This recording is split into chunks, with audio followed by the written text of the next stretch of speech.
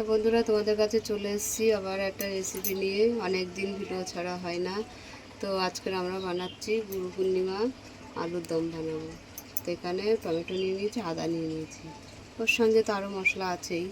তো চলো ততক্ষণ আমি আলুটা কড়াই তেল দিয়ে আলুটা ভেজে নেব। তেল দিয়ে দিলাম, কড়াটা গরম হয়ে গেছিলো,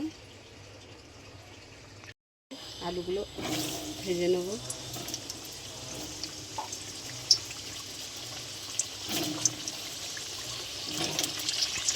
আলুটা লাল করে ভাজা হয়ে গেছে, তুলে নিচ্ছি।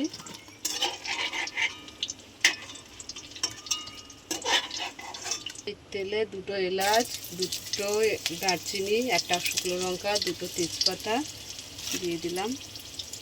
এতে টমেটো আদা ছেড়ে দিলাম।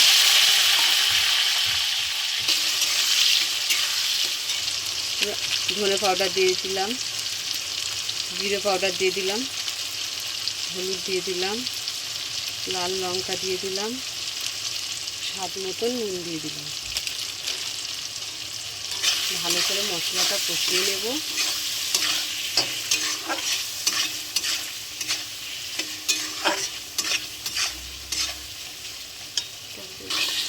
মশলাটা ভালোভাবে কষানো হয়ে গেছে, টক দইটা দিয়ে দিলাম। ভালো করে আরেকটু কষিয়ে নেব।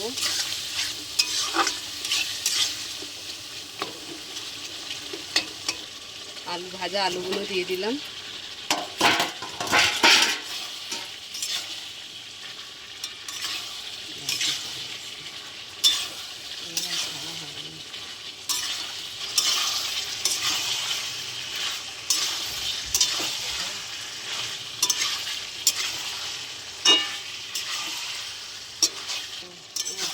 মশলা দিয়ে আলু দিয়ে ভালো করে কষানো হয়ে গেছে,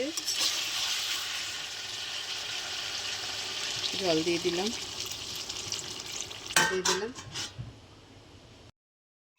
ঢাকাটা খুলে দিলাম। তো আমাদের আলুর দম পুরো একদম রেডি।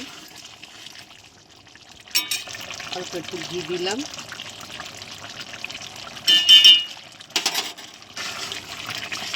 ভালো করে নাড়িয়ে নিলাম।